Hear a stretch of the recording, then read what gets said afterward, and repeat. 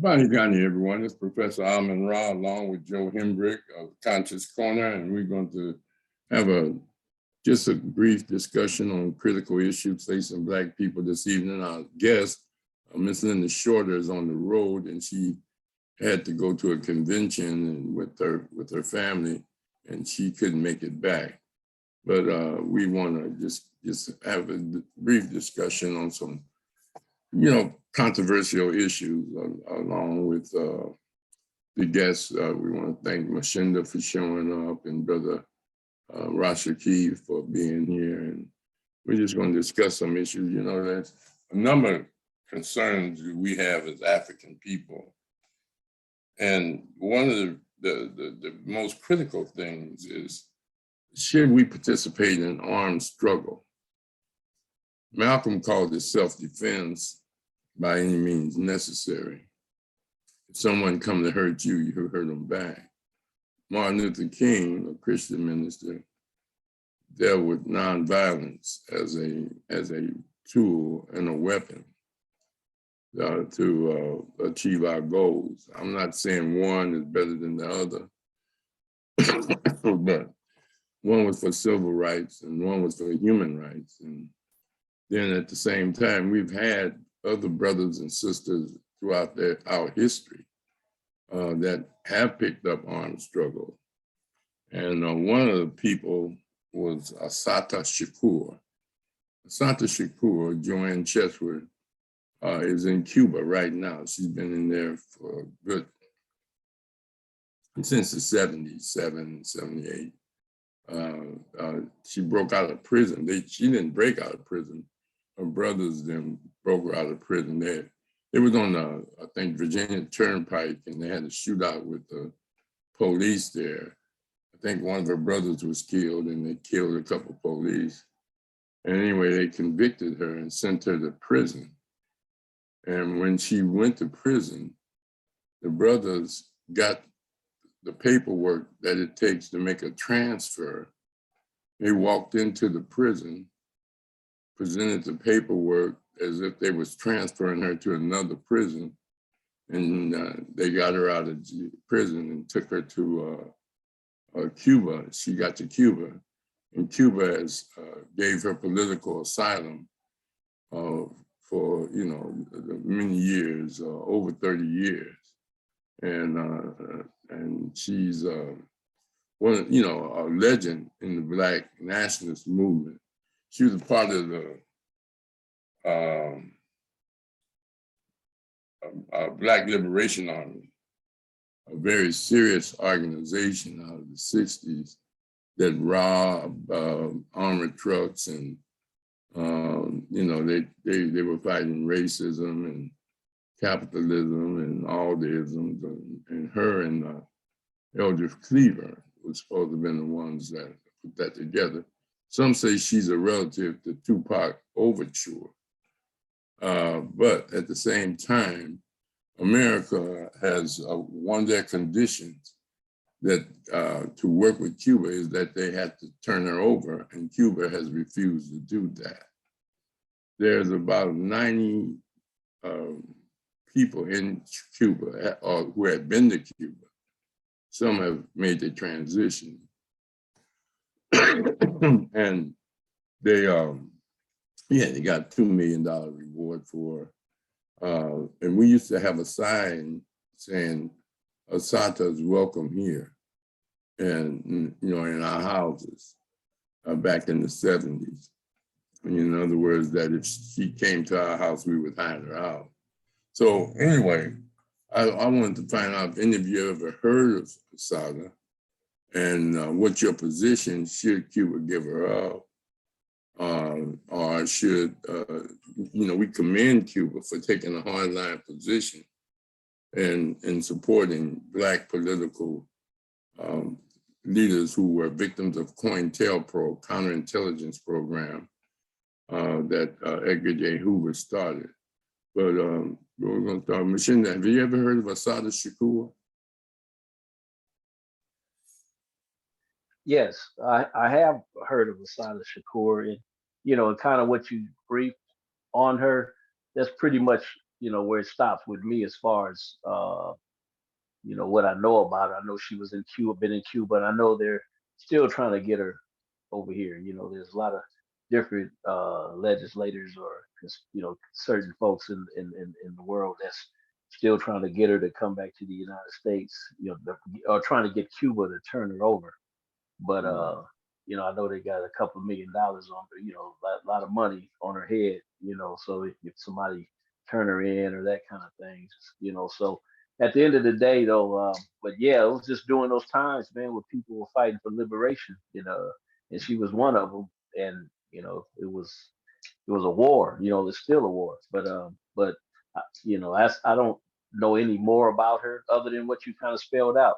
I heard that. And so that's all I have right now.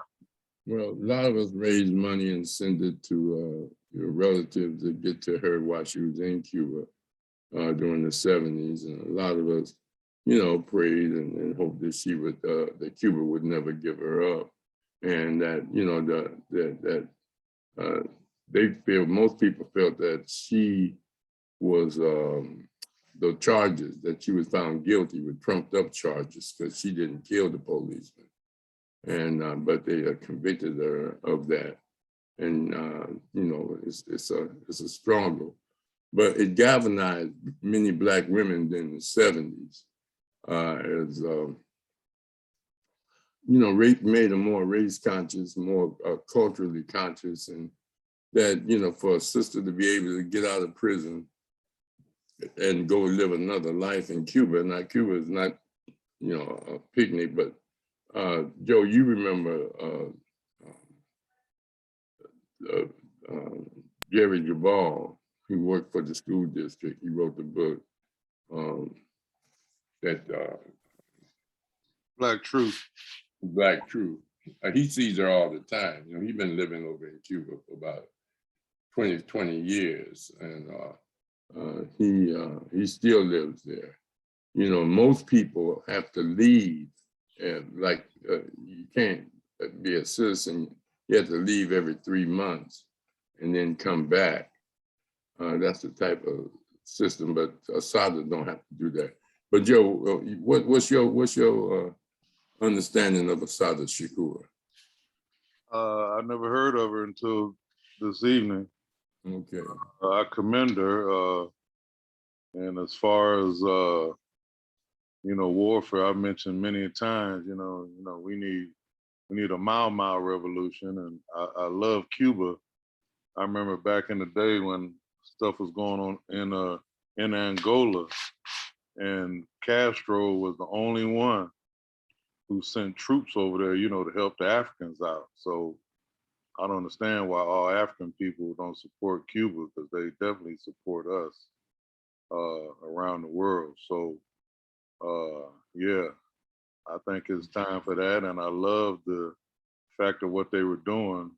That reminds me of the movie Spooked to Set by the Door, with what they were doing, like robbing armored cars and that sort of thing. But yeah, we have to be cognizant of, Negroes being around, house Negroes trying to collect, like on that movie Queen and Slim. They almost got to Cuba, and brother turned them in for the money, and then the show with him sitting up there counting the money, So yeah, we need to be doing things, but like I say, undercover and not being broadcast. So yeah, I'm down with all that. Okay.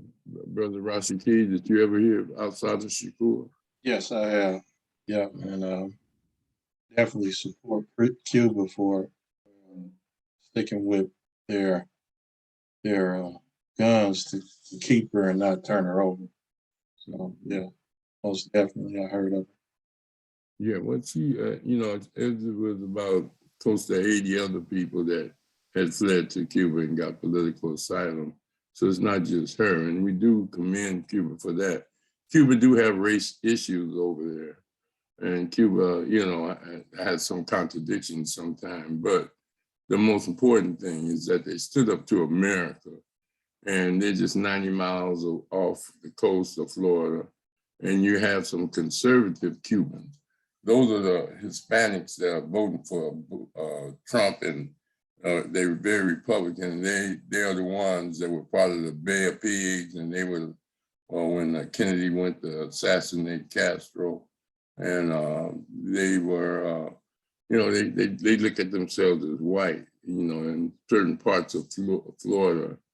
They got Cuba Town, and they support America to overthrow the socialist government of Cuba. My partner, Saad Jabal, he says, there everything is real cheap. People don't need cars. People don't need a lot of things, and they got one of the best medical system out. Everybody can go to school. Everybody can go to everybody got health care. So, they run a socialist system around the coast of America, and America have a blockade and tries to stop supplies and just harass them because they won't submit to democracy of America, and they won't come under the thumb of America. They want to be themselves and want to live their own life. And America don't want people to see a country that is successful under a socialist regime, because they want capitalism. And so therefore they fight hard against it. Another example of struggle and victorious attitude is the Deacons for Defense under Robert Williams out of the South. He believed in armed struggle. And then him and his wife came to the Culture Center back in the early 60s, mid 60s and 70s, and he was one of the Deacons for Defense, Robert Franklin Williams, and a strong brother. But he helped integrate a number of the swimming pool, the movies, and things as president of the NAACP. But at the same time, he became a part of the movement and fighting the Ku Klux Klan. And he said that you got to be able to defend yourself, and advocated Black people to get their guns and get and train and be ready if they come to lynch you at night, light them up, and they did all those type of things. And so we deeply appreciate his example. I don't know how many of you ever heard of Robert Williams, but he's just one of the Southern heroes of the Deacons of Defense, and at the same time that advocated armed struggle in the midst of the Civil Rights Movement and things of this nature. As a very courageous brother, and a very strong brother. He also went to Cuba for a little while, and then a couple of other places. And, but at the same time, we must, but you see, what the issue is America want to control our historical narrative. They don't want us to have heroes and heroines that fought against them, armed struggle against them, and were victorious. And, they put a bounty on Robert Williams. He had to retreat and they keep him up off him. They put an FBI reward out for him and all of that. But at the same time, like he was born really when Carter G. Woodson was starting Black History Month in February. So, he was a very brave brother to stand up in the 60s and talk armed struggle. And, they put all type of bounties on him as well. Mchinda, you ever hear Robert Williams? Are you still there, Mchinda? All right. Step to what? You okay, brother Joe? You ever hear Robert Williams? Not the name specifically. I have heard of the Deacons of Defense, though. I've heard of them.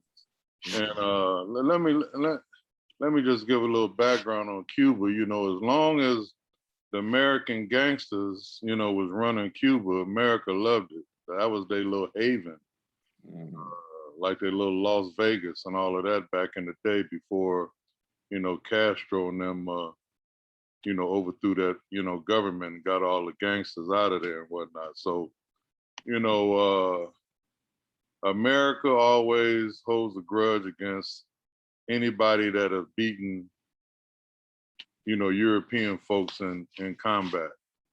And Cuba was one of them. Haiti's another. Japan is another, you know, from kicking Russia's butt. They didn't like that about Vietnam, you know, because the Vietnamese whipped the French. So anytime a nation of color, you know, whips on a European, you know, they will hold that grudge for hundreds of years, you know, until it becomes, you know, advantageous for America to make some money off it or establish a strategic position there and that sort of thing. So, you know, I'm very proud of all these places that have stood up against those forces, you know, here and there over the years. Joe, did you ever hear COINTELPRO? The counterintelligence program, Hoover. Yeah. What's your sense of that? Well, you know, I really studied the a King Alfred plan, you know, a little more. You know, they got a plan for us. So, you know, from being an old coach, you know, I got to have a plan for the opponent also. So, but yeah, they if I understand you correctly, you're talking about the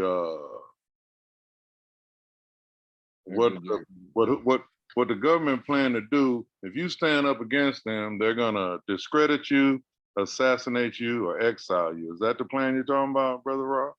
Yeah, well, COINTELPRO is counterintelligence. Started in the national open program that the FBI publicly announced. They've always had a COINTELPRO, neutralize Black leaders and organizations, right, infiltrate them and neutralize them, right, using some Black people and using by any means necessary. But that's what they call counterintelligence program. It's a military term, really. You know, turn the people against them with propaganda and false information about them, character assassination. I got you. Yeah, go ahead. Yeah, and you know, they, you know, some of the people that have been used, you know, have realized it later on in life. In particular, W.E.B. Du Bois. You know, when he was used against the Garvey movement, and then he wrote Garvey a letter after Garvey had been exiled. He wrote him a letter apologizing for being used like that. And then he ended up leaving himself, going to Ghana and never coming back over here. Tearing up his passport. Yeah, so there's, but you know, I was studying something the other day about the sisters who was very instrumental in in terms of talking about the house Negro versus the field Negro. Yeah. A lot of the sisters in the house, they you know, they had the mentality of the brothers in the field, as far as, especially down in South America. Actually, it was the women. I was listening to this one sister. They were planning to have some brothers come up and kill the master, you know, before the rebellion started. And she told him, you don't have to worry about coming up here. I'll do that myself. You know, you guys handle what you got to handle out there. So there's a long history of sisters like that.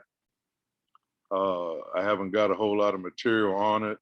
I just been listening to others and what they had to say about it. That's why I like to, but as far as the counterintelligence program and all that, I think Garvey's plan that he had and his philosophy and opinions, that when you catch one of us doing that, their plan was not just to kill him or her, but their whole family. So when you know you got something like that in place, then you'll be less likely to end up being a turncoat, you know, against your own people if you know it's going to cost you the lives of your family members. So that's a good book to read, Philosophy and Opinions of Marcus Garvey. So yeah, and see the issue. Well, Brother Rashiki, you ever hear of COINTELPRO? Sir. Yep. Started back with Edgar Hoover, infiltrated that organization. Yeah. A lot of neutralized. Yeah, that's when they didn't want a black messiah that could galvanize and unify the black community. Go ahead, Rashiki. Yeah, just if you watch certain shows, you'll be able to get a lot of information. I know that was when he came on the scene, J. Edgar Hoover, when Garvey and them. So he started as a youngster, infiltrating the Garvey movement. So just a lot of organizations they infiltrated. But well, it's not just, see, a lot of people like to say COINTELPRO, and to a certain degree, they're right as far as them writing it down and making it a part of their law enforcement practice and with Edgar J. Hoover. But the practice of counterintelligence people go all the way back to our first encountership with the UN. Not letting us practice our culture, taking our names, giving us their names, and just over the years, and kids were born into it, and they raised them to think that that's what that it was natural for them to be enslaved. Now, not only that, but it wasn't just a federal government program. They did that locally, and they did that also to individuals. As you pointed out about turncoats and things of that nature. But it's because I know I've been a victim of COINTELPRO a number of times as far as my activism. And, you have to control your narrative. If you don't control your narrative, then they'll put out information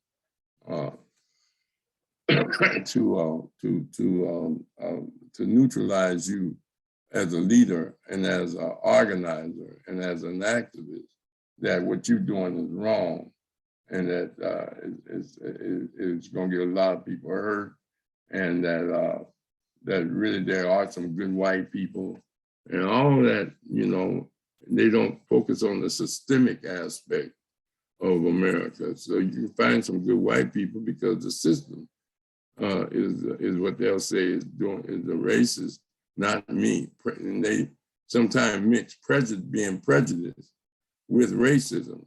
Racism is a system of government and culture and tradition, whereas prejudice is just a personal hatred, and some people say, oh, you're racist. Well, but they're saying that they hate you because of your race, but they're not racist because you can say, hey, go on about your business. And I hate you too, and things of that nature. But when they can affect your life, your livelihood, your freedom, your access to justice and opportunity, that's when you're talking about racism. Like I said in Natasha Hardin had her case when we came out the courtroom. I said, murder is murder. You understand? It ain't racism. Murder ain't racism. Murder is murder. Racism is the judge that gave that lady probation after the jury found her guilty of a felon. That's racism. A white judge commuted her sentence to just probation and a fine for killing a girl over some orange juice unarmed. You know, and that's what we had to look at. Mchinda, you back yet? Okay. Yeah, I'm back. I'm back. Yeah, sorry, I had some audio issues earlier, but yeah, I had heard of Robert Williams and Deacons and all that. But moving forward with so what was the question though? We're talking about COINTELPRO now, but Okay. if you have some, you know, Robert Williams was out the South, so but as Joe always say, as long as you south of the Canadian border, you south.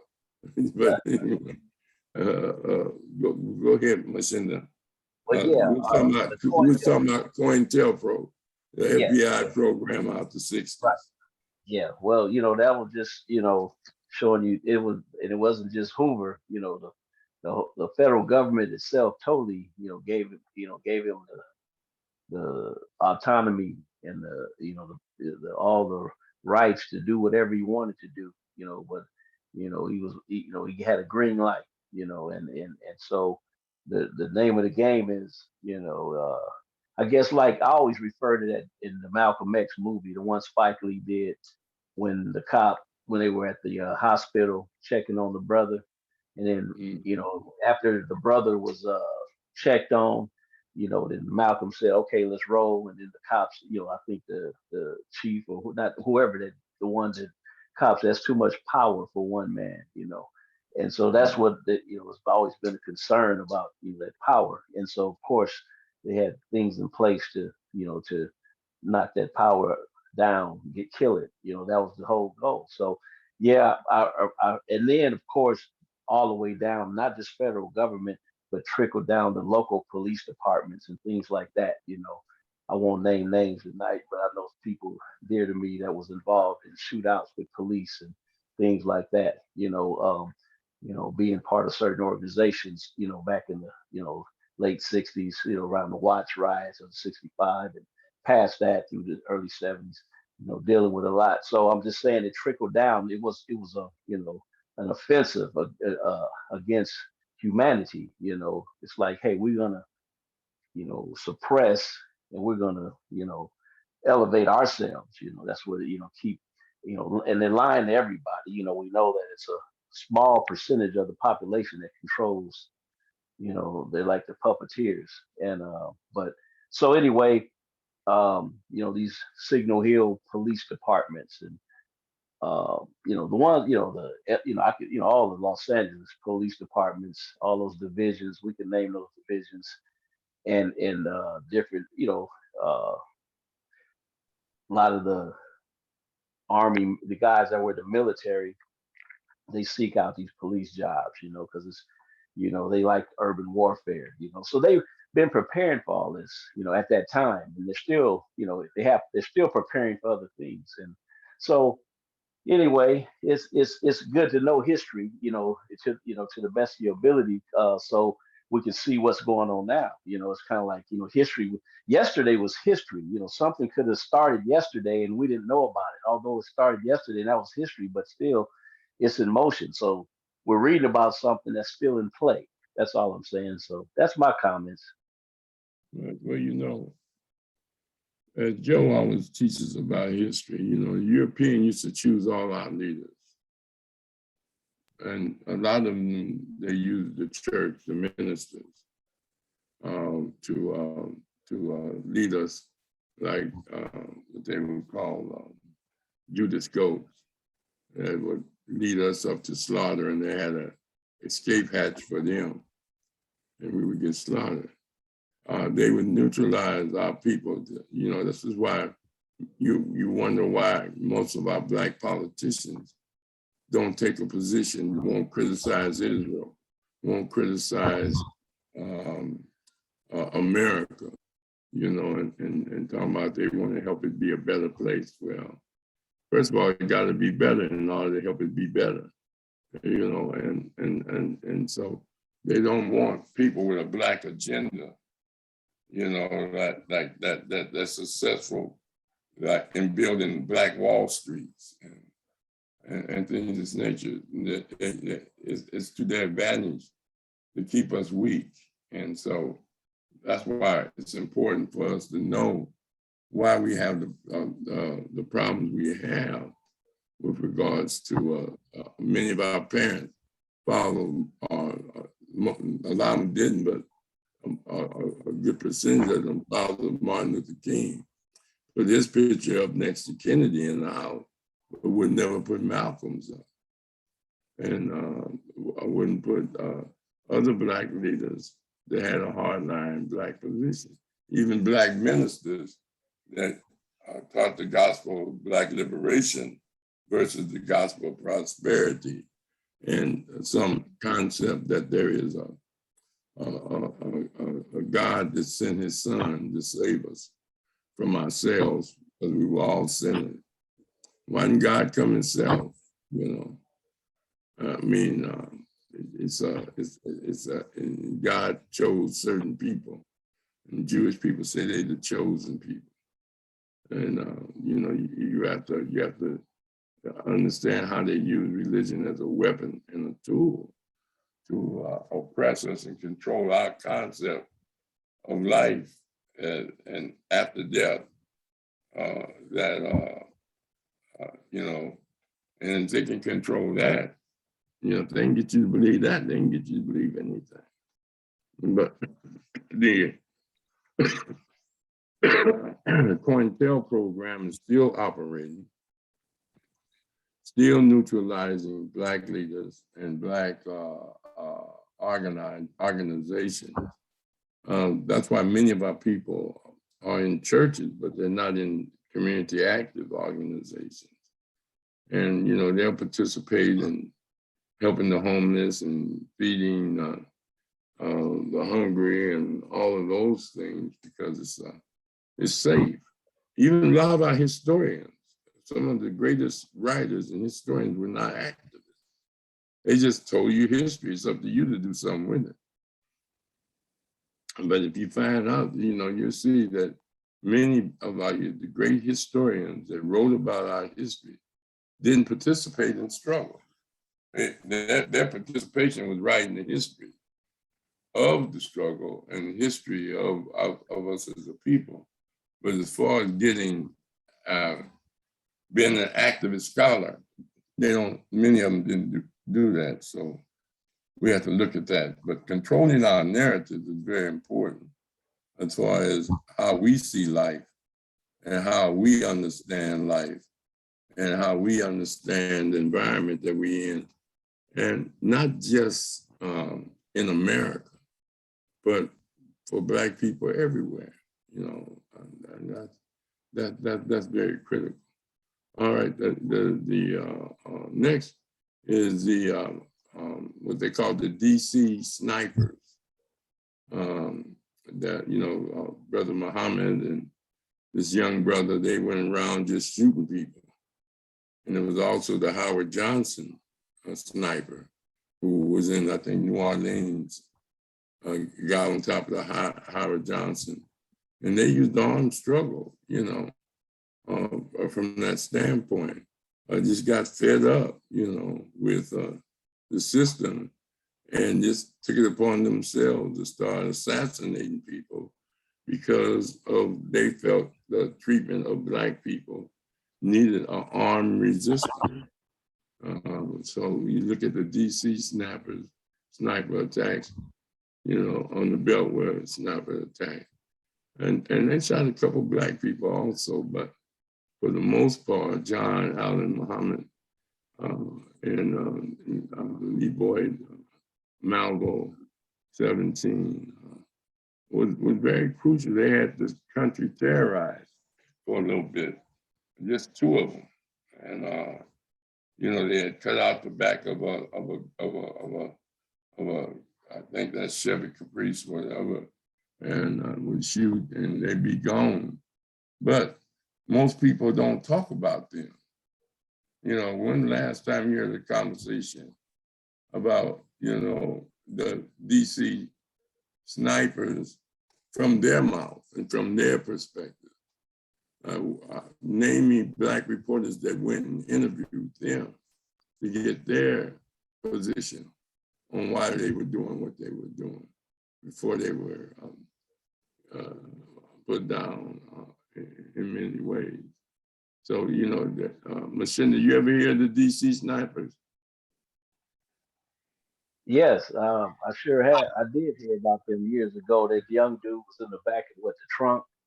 They like cut out the trunk area or something, you know, like had a little, I'm not sure, but I remember they did some modifications to the car, like you said, and they were sniping. They were getting away with it because it was just the way it was designed. But you know, I don't really remember. That's all I remember is I heard about that. That's my point. That's my point. You just said my point. Most kids, you know, if we don't have organizations or people at home discussing our own struggle and how this system affected many of our people to the point that they would pick up arms and just start shooting white people, you know, and the system produced that because they were going around shooting Black people. And so it was a situation that very few people discuss in their homes about. I'm not saying you have to turn them into heroes or heroines, but at least you have to give an understanding of why they were doing what they were doing.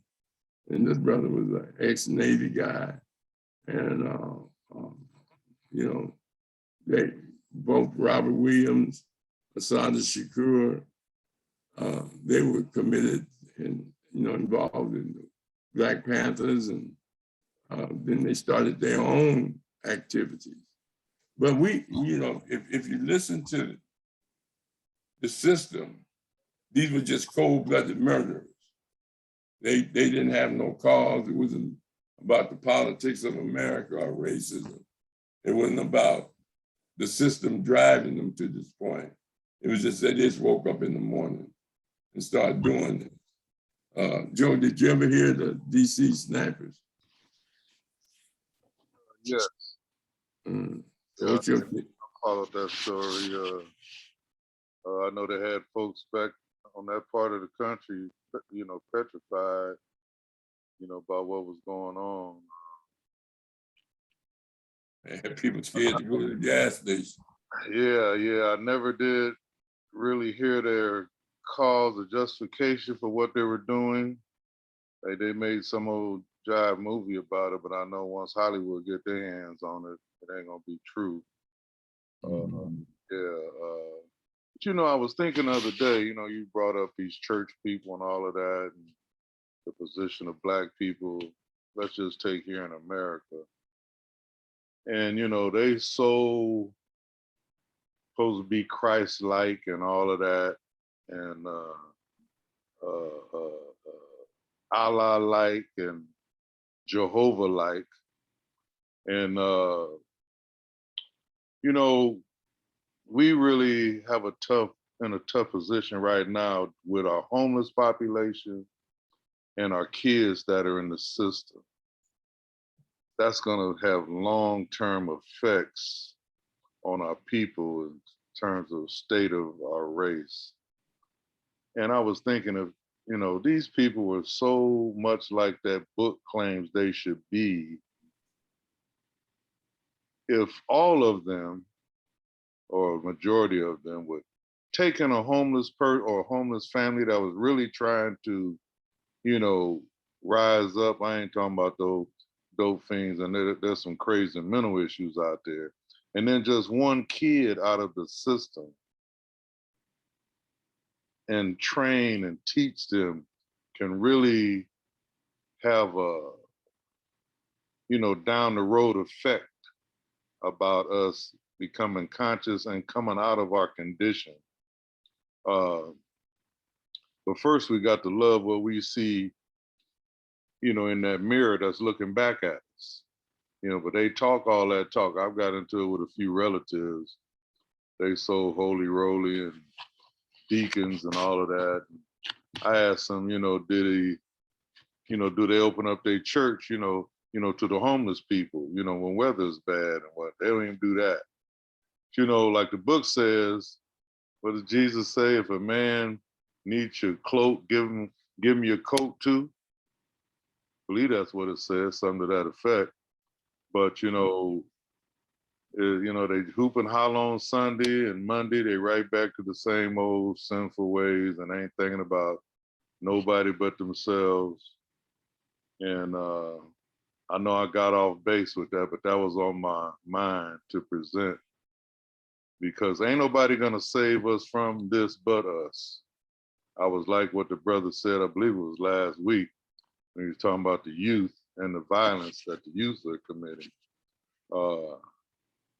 Ain't nobody coming to the rescue, so we got to figure it out ourselves. Government ain't gonna do it. Them entities in the sky ain't gonna do it. We got to do it. So, we need to start thinking like that and plan like that, and, get some ground root, some grassroots, boots on the ground doing something about some of this stuff. So anyway, that's my, verbiage for this evening. I turn it back over to you, brother. Well, there are some churches that do those things. They do open up their doors. They do help people. There are some churches that are very, very progressive in their activism. Reverend Barber and the Poor People Movement. There was Brother Wright, Obama's old minister, very critical and opened up their church. But the issue is, I understand what you're saying. There are abusers of religion, misusers of religion. But at the same time, it helps some people become morally grounded. It helps some of them be morally ethical toward their marriage, and have reverence for the dead with their funerals and things of that nature. So there are some. The problem is there's so many that are not doing that. That really, they're very conservative, the ministers. It's the gospel of prosperity. First of all, we used to do what Joe was talking about without religion. We used to take in relatives, called it extended families in the South. So a person died, the auntie raised them or the uncle. They came and stayed with relatives. It was only as we became more Americanized that we began to shut our doors not only on the homeless and those that are in need, but even on our own families. Even though we had some rules that when you reach a certain age, you got to get up out of here and you got to go do something. Some went to the service, some went and got jobs, but they had labor jobs then. They don't have them like now. So you're 18, if you didn't get no technical training or no develop some academic skills to pass tests, it's hard to find a good job or some vocational education while you were going. And so I understand what you're saying, Joe, about the mythology and the abuse of neutralizing the Black movement and raising issues in the church that everyone knows can't be true, but the people believe it. It's like people believe Trump, How you going they act like they believe him, they willing to die and go to prison for him. So that makes it real. But anyway, Rashaki, you have any comments on that? Well, yes. This is why we're here this evening. because we definitely have to find some type of niche to help the be a part of a humanistic type movement. Not only do Black people have to get it together, other nationalities do too. So yeah, you identify these things that's going on with like COINTELPRO, religion, and you learn from it. You learn from it, and you learn what to do and what not to do. I have my reservations about religious people, and all of that. You know, like you said, Professor Rod, you could do things and not be a person that confessed to be a Muslim or a Christian. You could just do it because you know it's the right thing to do. So yes, there's a lot of work to be done. Well, when Europeans know that they can control your belief system, wherever your head go, your butt go. And if they can control your mind, as Maulana say and other scholars say, if I can get you to accept my reality as your reality, then I don't have to worry about you anymore. You see the world the way I want you to see it. Mind control. When Jim Jones took them people over to Guyana, most people, want to know why would they go. They didn't see it as a mind controlled experiment. And even though they were supposed to do a public hearing to reveal all the facts that they found out about how those people went to Guyana, they never did. In fact, they ended up electing one of the people that got shot, the lady, to Congress, and she never brought out what really happened. Some they talking about they drank Kool-Aid, others were shot. Their bodies stacked on top of it.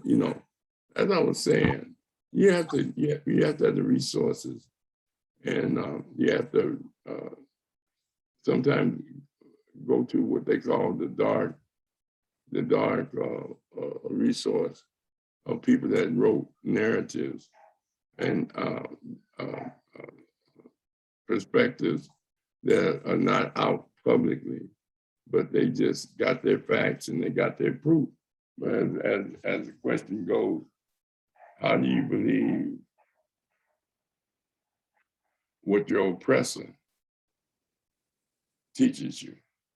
I mean, that's a hell of a question. Can your oppressor be your teacher? Well, teaching you a vocation, that's one thing. But teaching you how to think, that's another thing. Teaching you math, that's one thing. But teaching you how to see the world from their point of view, that's another thing. And that's what happened. You look at every institution that they said there's corruption in it. From the police to the prosecutors to the judge, because it's the nature of these humans that run the country to abuse their power and benefit it for themselves. And sometimes they use it to help a Black person that they need or need services or give them some money and they'll do that. For Kanye to go and talk about he loved Trump, what is that about? Jim Brown sitting up there in the meeting. You say, Jim, what are you doing? But you have to raise these questions. All right. What about the Symbionese army and the Senchu Rashiki?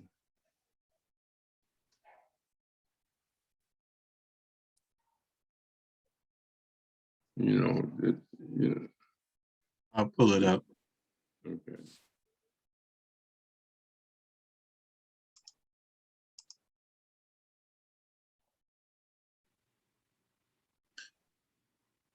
What, say that again now?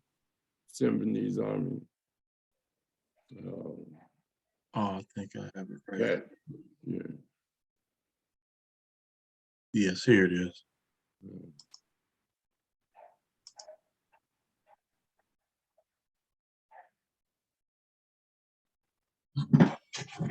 Now, this was an integrated group to a certain degree. They called them SLA, and they were one of the most feared organizations. His brother, he called himself CNQ after the brother that turned the enslavers over the ship around in a mutiny and took it over and tried, well, he named himself after him. But the Symbionese Liberation Army, they were against racism, capitalism, and the abuse of power, police killings, and things of this nature. About around in 73 or so, they kidnapped Patty Hearst. And they used her argument to say that brainwashing was possible. And when they went to court with Patty Hearst, F. Lee Bailey was her attorney. And he tried to say she was brainwashed because they sexually abused her and kept her in captivity. She denounced her father, denounced America, and declared herself as Tanya and a member of the Symbionese Army. And she was a part of a bank robbery in Sacramento where a white lady got killed. And then at the same time, when they got to CNQ and a couple of his followers, they burned them out and walked. They didn't weigh them out. They had to crush them. So they set the house on fire because they wouldn't come out the house and they had weapons. Well, instead of just waiting and, cutting off the power and starving them, and then they chose to burn them out. Now, my point is that the Symbionese Army was looked at, they made the Hearst family, who owned the Hearst the newspaper, San Francisco Examiner newspaper, and they made him get some food trucks and gave out food from that standpoint.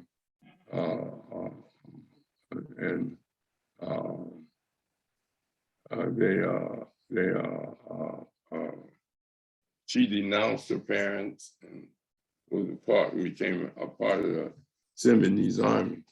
They assassinated this brother superintendent because they considered him a Tom in Oakland. And they very, very, very much recognized by the community because of them giving food. I think a couple of them got caught shoplifting, went on a high-speed chase, and went into Watson to the house.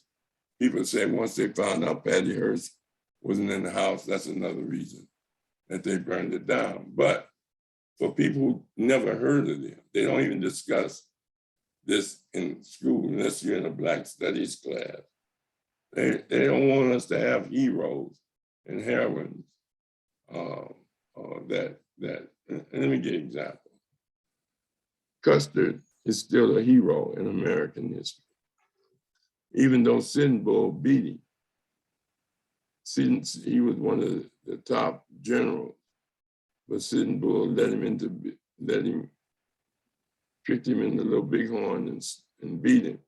They don't say Sitting Bull was a great strategist that out-strategized Custer. They say Custer last stand and made him the hero. Even in Korea, when the Koreans ran MacArthur off, they don't talk about the greatness of the Korean army with less technology and weapons beat America. They say, MacArthur, I will return. They always put themselves as the center of victory even when they lose. And that's very important for you to see that why we have to control the history. That's why Malcolm said the most important thing you have to learn is how to think for yourself. All right, Joe, did you ever hear the Symbionese Army, Joe? Oh yeah, that was during my college days. I was at UCLA at the time, and I distinctly remember when it happened. First I guess they robbed some sporting goods store over in Inglewood. I guess they was getting weaponry and whatnot. But anyway, movie Spook Set by the Door was showing at the Wilton over on Wilshire. And when the SLA kidnapped Patty Hearst, they banned it off the screen. And I don't think it ever came back to the screen to be seen, which is a movie I think all Black people need to see. Spook Set by the Door. So anyway, yeah, I'm familiar with them. And I remember the old European girl, Christine Lunn, that's where she made her mark. Because before they set the apartment building on fire, she was running up the steps with a microphone, interviewing Sim Q and whatnot. And after that, she ended up being the biggest one in Channel 7 News after that episode. So yeah, I definitely remember that. Sure. They did burn them out, but they could have waited on them out. They just burned them out. Once they found out Patty Hearst wasn't up in there. But Randolph Hearst, he's right along with the rest of them, the Mellons, the Rockefellers, because all of the San Joaquin Valley just about was owned by the Japanese during the war. And they wanted that land, so he was part of the group that put out that yellow journalism about the Japanese was sending signals, out in the Pacific Ocean to the Japanese, getting everybody in a frenzy, which helped out. I believe that was Executive Order 1066. They made all the Japanese load up on trucks, and they only gave them 3 days to settle their affairs. And that's the same kind of plan they got for us around a holiday time with the King Alfred plan. They got a plan to get rid of us in 8 hours because they know on holidays what we doing. We all gathered up with our families. We getting drunk. We eating barbecue and kick back, and that's what it says. The time that they plan to pull it off, whenever they do try to pull it off, but these days and time it's not really needed, like they thought it was going to be needed back during the time when we were striving, more so than we are now.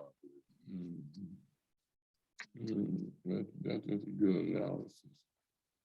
All right, Mchinda, did you ever hear them?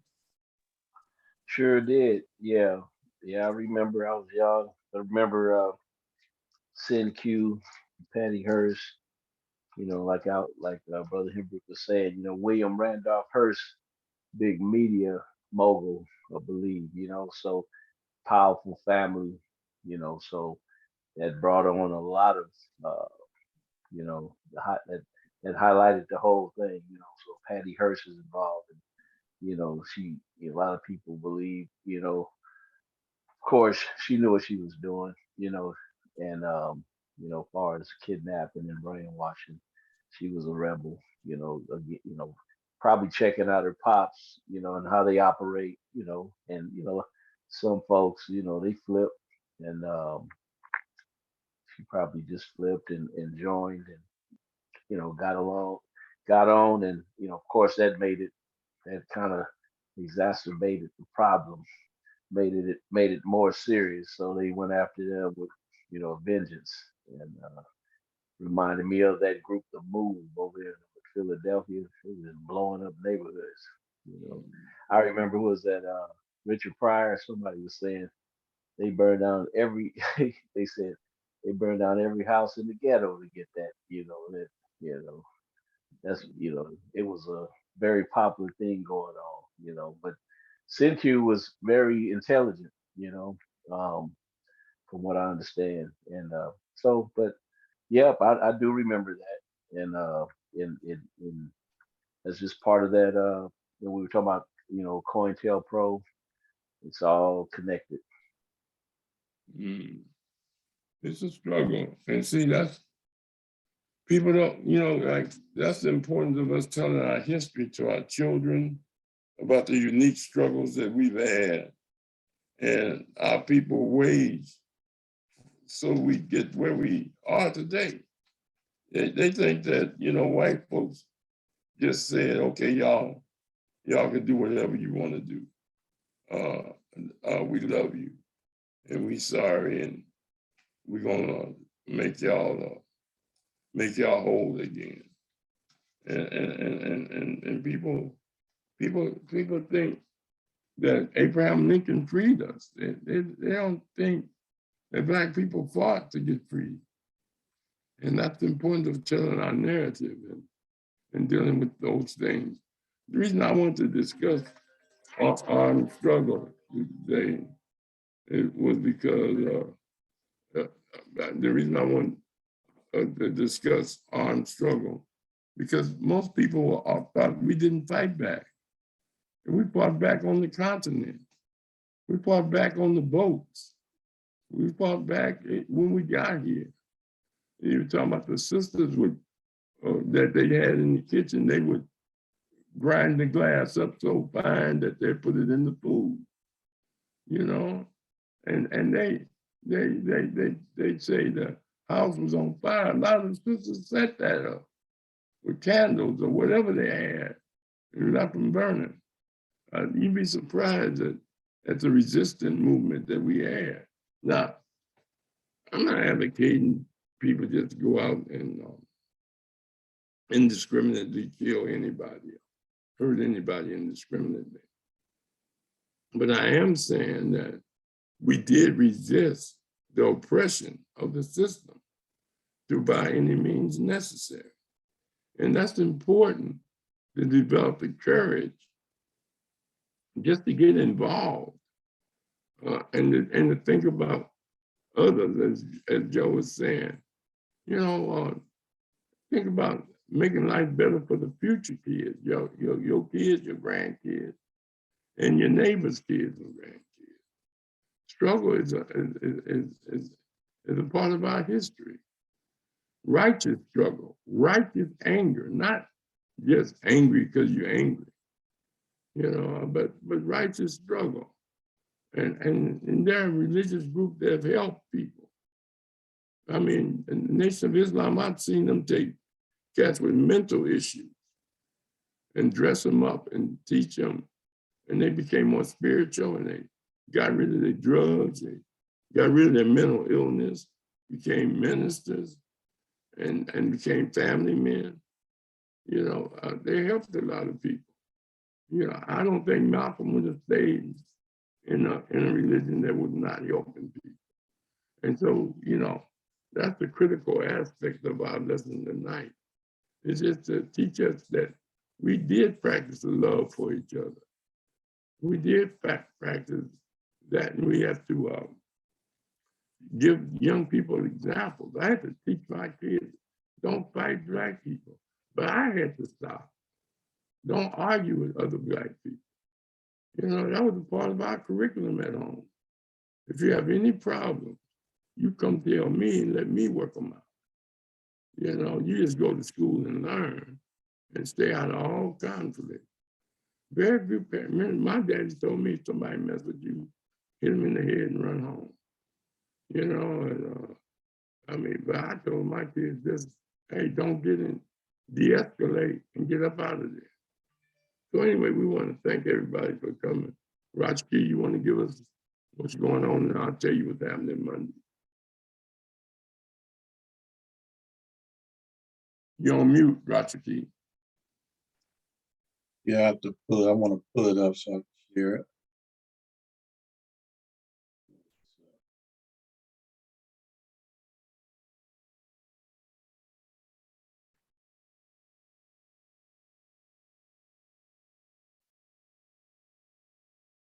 Right.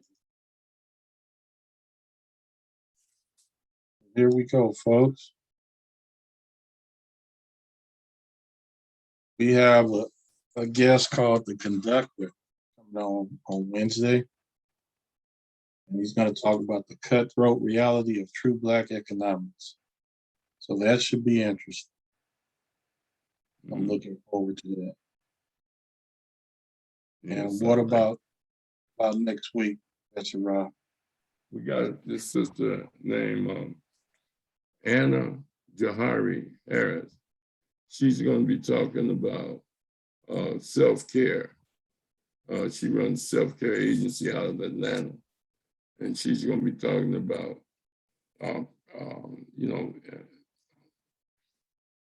natural medicine and natural health and keeping yourself together on that level. And we're lucky to get it. She has about 2 or 3 books out. And I'll get more information on her for the website. Okay. All right. So each one teach one in Conscious Corner. Good evening. On the 25th, yeah. All right, bro.